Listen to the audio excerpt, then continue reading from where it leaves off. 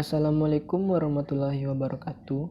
Perkenalkan, nama saya Taufikul Hafiz Al-Ansari dengan NIM 1916020011 dari jurusan Manajemen Perbankan Syariah, Fakultas Ekonomi dan Bisnis Islam, Universitas Islam Negeri Imam Bonjol Padang. Baiklah, kali ini saya akan membahas materi tentang sukuk atau obligasi syariah. Pembahasannya yaitu yang pertama, pengertian sukuk, yang kedua, karakteristik sukuk, yang ketiga, jenis-jenis sukuk, yang keempat, underlying assets, yang kelima, perbedaan sukuk dan obligasi nasional, lalu yang keenam, fatwa. Baiklah, kita masuk ke materi yang pertama, yaitu pengertian sukuk. Sukuk berasal dari bahasa Arab sak atau tunggal dan sukuk atau jamak yang memiliki arti mirip dengan sertifikat atau not. Menurut IGH Ahsin dalam Muhammad Kamal Zubair, dalam pemahaman praktisnya, sukuk merupakan bukti atau klaim kepemilikan. Lalu berdasarkan fatwa DSN MUI nomor 32/DSN MUI/9/2012, obligasi syariah adalah suatu surat berharga jangka panjang berdasarkan prinsip syariah yang dikeluarkan emiten kepada pemegang obligasi syariah, yang mewajibkan emiten untuk membayar pendapatan kepada pemegang obligasi syariah berupa hasil atau margin atau fee, serta membayar kembali dana obligasi pada saat jatuh tempo. Lalu lanjut karakteristik sukuk. Yang pertama ada merupakan bukti kepemilikan suatu aset berwujud atau hak manfaat atau beneficial title. Lalu yang kedua karakteristiknya yaitu pendapatan berupa imbalan atau kupon, margin, dan bagi hasil sesuai jenis akad yang digunakan. Yang ketiga, terbebas dari unsur riba, gharar, dan maisir. Yang keempat, penerbitannya melalui Special Purpose Vessel atau SPV. Yang kelima, memerlukan underlying asset. Lalu yang keenam, penggunaan proses harus sesuai prinsip Islam. Masuk ke materi yang selanjutnya yaitu jenis-jenis sukuk. Berdasarkan akad ada suku ijarah yang diterbitkan berdasarkan perjanjian atau akad ijarah, di mana satu pihak bertindak sendiri atau melalui wakilnya menyewakan hak manfaat atas suatu aset kepada pihak lain berdasarkan harga dan periode yang disepakati tanpa diikuti perpindahan kepemilikan aset itu sendiri. Lalu yang kedua, sukuk mudarabah. Sukuk mudarabah yaitu di mana satu pihak menyediakan modal atau syahibul mal dan pihak lain menyediakan tenaga dan keahlian atau mudarib. Keuntungan dari kerjasama tersebut akan dibagi berdasarkan proporsi perbandingan atau nisbah yang disepakati sebelumnya. Kerugian yang timbul akan ditanggung sepenuhnya oleh penyedia modal. Sepanjang kerugian tersebut tidak ada unsur moral hazard atau niat tidak baik dari mudarib. Lalu lanjut sukuk musyarakah, di mana memakai akad musyarakah, yaitu dua pihak atau lebih bekerja sama menggabungkan modal untuk membangun proyek baru, mengembangkan proyek yang sudah ada, atau membiayai kegiatan usaha.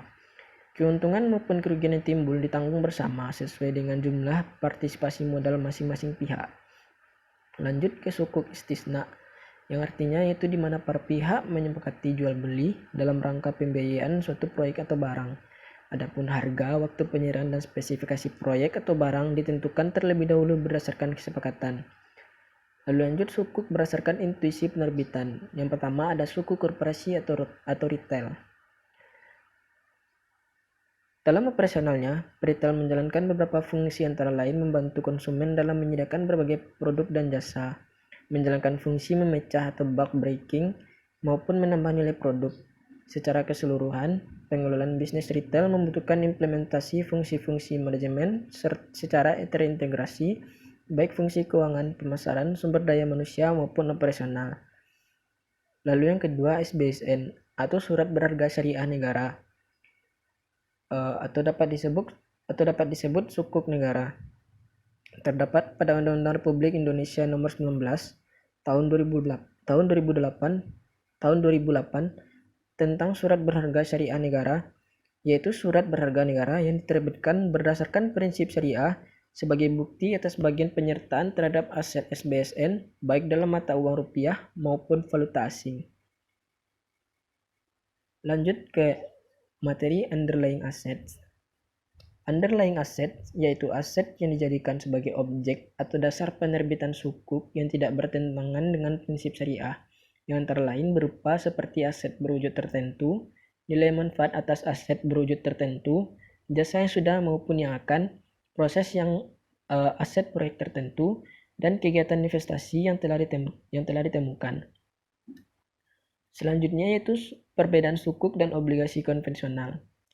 Yang pertama, obligasi. Prinsip dasar obligasi yaitu utang piutang antara penerbit obligasi dan investor. Underlying obligasi konvensional tidak perlu. Lalu yang ketiga, penggunaan dana obligasi konvensional tidak terbatas pada kegiatan usaha yang tidak bertentangan dengan prinsip syariah. Lalu imbal hasilnya itu kupon. Sedangkan dalam sukuk, prinsip dasarnya yaitu kepemilikan bersama atau suatu aset atas suatu aset atau manfaat atas jasa aset atau jasa atau proyek atau investasi tertentu. Underlying asetnya perlu. Lalu yang ketiga, penggunaan dananya hanya untuk kegiatan usaha yang tidak bertentangan dengan prinsip syariah. Imbal hasilnya yaitu bagi hasil, fee, ujrah, selisih harga, atau margin.